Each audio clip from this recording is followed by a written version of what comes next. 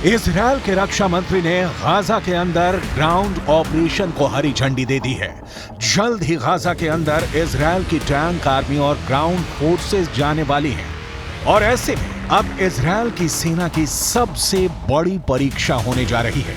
करीब 365 वर्ग किलोमीटर में फैला गाजा इसलिए सबसे बड़ा मजबूत किला है क्योंकि जितना गाजा ऊपर नजर आता है उससे कहीं ज्यादा गाजा जमीन के नीचे है।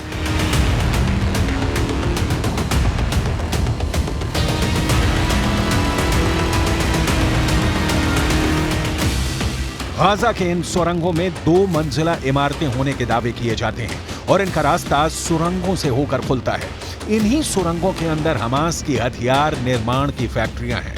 देखिए, इस तरह सुरंगों के अंदर हमास ने रॉकेट बनाने की फैक्ट्रियां लगाई हुई हैं।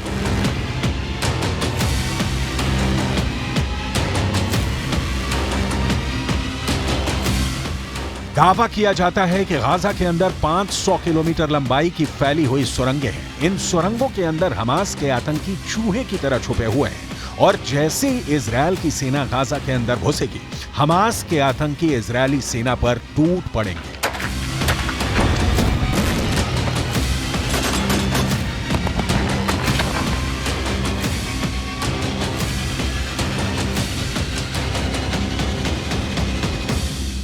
मैं इस वक्त इजराइल की राजधानी जेरूसलम के ओल्ड सिटी के पास हूं। इजराइल के अंदर सुबह से ही रॉकेट से हमले हो चुके हैं। दरअसल गाजा के अंदर से सुरंगों का युद्ध कोई नया युद्ध नहीं है। 2006 में भी इजराइल ने गाजा में सुरंगों को नष्ट किया था, लेकिन अब ऐसा दावा किया जा रहा है कि वहां सुरंगों की संख्या बढ़ चुकी है और यही एक बड़ी चुनौती बनकर इजराइल की आर्मी के लिए उभरी है। इजरायली डिफेंस फोर्स के पास सुरंगों को ढूंढने, बंधकों को छुड़ाने, सुरंगों को साफ करने, निष्क्रिय करने और नष्ट करने की क्षमता है।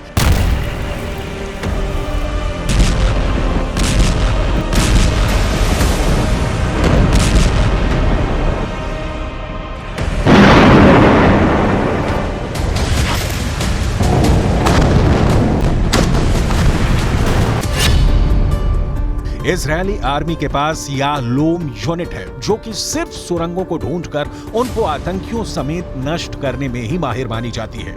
याहलोम इजरायल की विशिष्ट कमांडो यूनिट है जो सुरंगों को खोजने, साफ करने और नष्ट करने के लिए जानी जाती है। याहलोम सुरंगों पर वार करने वाली दुनिया की सबसे बड़ी सेना मानी जाती है। याहलोम ने ऐसे स्पेशल डॉग्स यूनिट तैयार कर रखी है जो सुरंग के अंदर घुसकर इजरायल की सेना की मदद करती है। याहलोम के पास सुरंग ढूंढने के लिए हवाई सेंसर मौजूद हैं। जमीन के अंदर ड्रिलिंग करके भी याहलोम आतंकियों का खात्मा करने में माहिर मानी जाती है। सुरंगों को विस्फोट करके खत्म करने के लिए याहलोम के पास कई विशेष बम भी हैं।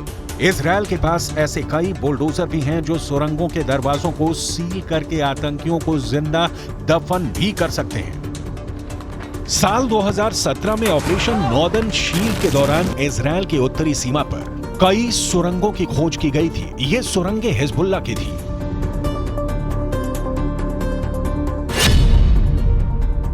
तो इजरायल डिफेंस फोर्स ने सुरंगों को बंद करने के लिए ट्रक भरकर हजारों टन गीले सीमेंट सुरंग के अंदर डाल दिए थे। आतंकियों को बहुत बुरी मौत मारने के लिए कई बार इजरायल की सेना इन सुरंगों के अंदर सीवर का गंदा पानी भी डाल चुकी है। इजरायल की आर्मी के लिए सबसे आसान है समंदर के खारा पानी इन सुरंगों के अंदर डालना, क्योंकि गाजा समंदर के किनारे पर बसा है।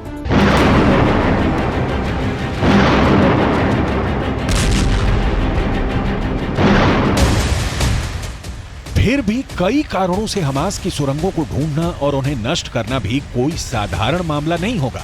मिसाल के लिए याद कीजिए, अफगानिस्तान के पहाड़ी और कम आबादी वाले इलाके में जब अमेरिका जंग लड़ रहा था, तब साल 2017 में अमेरिका की सेना ने ISIS की गुफा और सुरंग परिसर पर अमेरिका का सबसे शक्तिशाली गैर परमाणु बम 21,600 पाउंड का GBU-43B मैसिव ऑर्डिनेंस गिराया था। लेकिन प्राकृतिक गुफाएं इतनी मजबूत होती हैं कि उन्हें तहस नहस करना आसान नहीं होता है।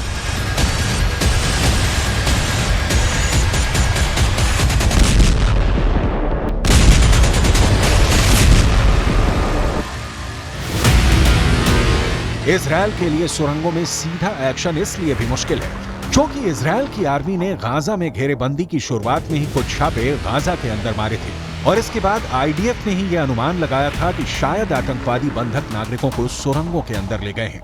ऐसे में किसी भी सुरंग को बेरहमी से फोड़ डालने के लिए इजरायल मानसिक रूप से कितना तैयार है, ये भी देखना होगा। कुछ ऐसी रिपोर्ट्स भी आई हैं जिनमें दावा किया गया है कि इजरायल ने ऐसे बम बनाए हैं जो जमीन के ऊपर नहीं फटते हैं बल्कि वो जमीन के कई फीट अंदर जाकर फटते हैं। ऐसे में मोटी कंक्रीट से बनी सुरंग की दीवार भी फट सकती है और सुरंगें नष्ट भी हो सकती हैं। आतंक की इन सुरंगों को नष्ट करना भी इजरायल की सेना का एक प्रमुख लक्ष्य है। साल 2008 और साल 2014 में जमीनी अभियानों में इजरायल सुरंगों को नष्ट भी कर चुका है।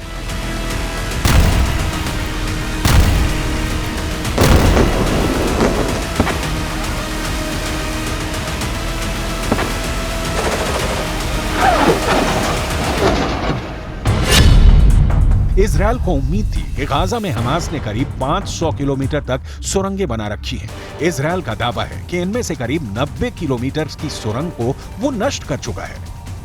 यानी इजरायल के पास पहले से सुरंगों को नष्ट करने का अनुभव मौजूद है। गाजा के अंदर इन सुरंगों की वजह से अगर इजरायल ने गाजा पर भारी तीव्रता के बम बरसाए तो इससे आम लोगों को नुकसान हो सकता है। यही वजह है कि उत्तर गाजा को इजरायल ने खाली करवा लिया है। संयुक्त राष्ट्र की ही माने तो उत्तर गाजा से 10 लाख से ज्यादा लोग दक्षिण गाजा की तरफ जा चुके हैं।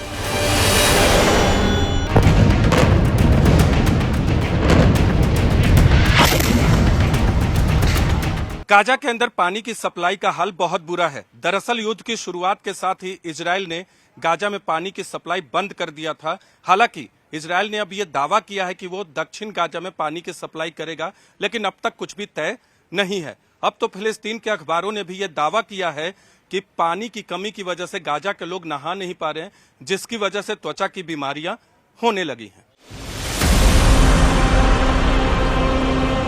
इजिप्ट के पास मौजूद वो रफा क्रॉसिंग, जिसके बाहर सैकड़ों की संख्या में पूरी दुनिया से आए राहत सामग्री के ट्रक खड़े हैं, वहां पर भी वॉर गेम चल रहा है। जब बाइडेन ने इजरायल का दौरा किया था तब इजरायल से जाते हुए वो ये बयान देकर गए थे कि शुक्रवार को रफा क्रॉसिंग खोल दी जाएगी और राहत सामग्री अंदर जाएगी, लेकिन इजरायल की तरफ से इस पर कोई बयान नहीं आया। हालांकि जब इससे पहले भी रफा क्रॉसिंग को खोलने की बात हुई थी तब इजरायल ने वहीं पर एयर स्ट्राइक कर दी थी। जाहिर सी बात है रफा क्रॉसिंग को खोलना इतना आसान नहीं है, क्योंकि इजरायल को डर है कि राहत सामग्री कहीं गाजा के अंदर से होते हुए आतंकियों की सुरंगों में ना पहुंच जाए।